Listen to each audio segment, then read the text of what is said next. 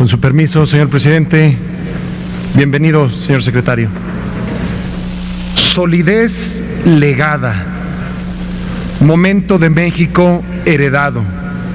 País de gran perspectiva de futuro. Estamos hablando de este país.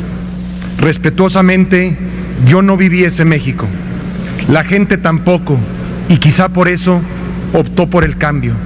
Quizá por eso optó por la alternancia. Hoy quiero preguntarle, señor secretario, ¿cómo corregir el rumbo?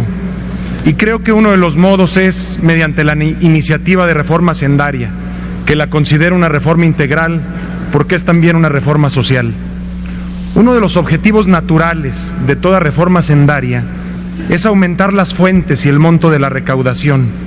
Sin embargo, una de las debilidades del gasto público es la falta de medidas para transparentar y eficientar el mismo. Veo que esta iniciativa contempla dichos temas y es de reconocerse. El gasto público debe de ser un motor de crecimiento que promueva la competitividad y el empleo. Por lo tanto, es importante saber en qué se gasta y sobre todo qué resultados concretos se obtienen en beneficio de la población.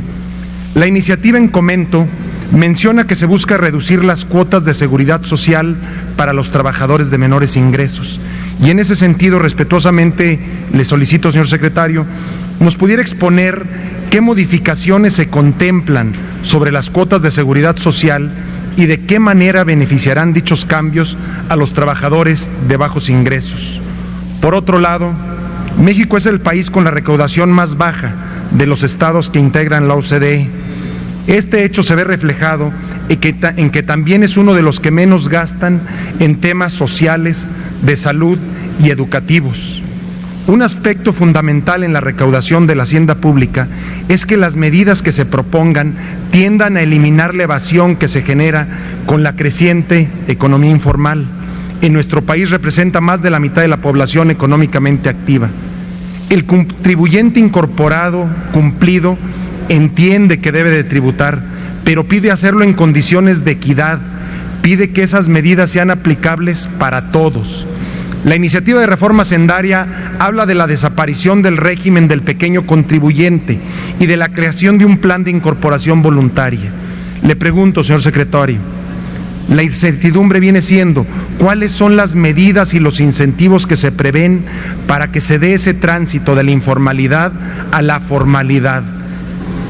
Por último, reconocemos que resulta importante fortalecer el federalismo.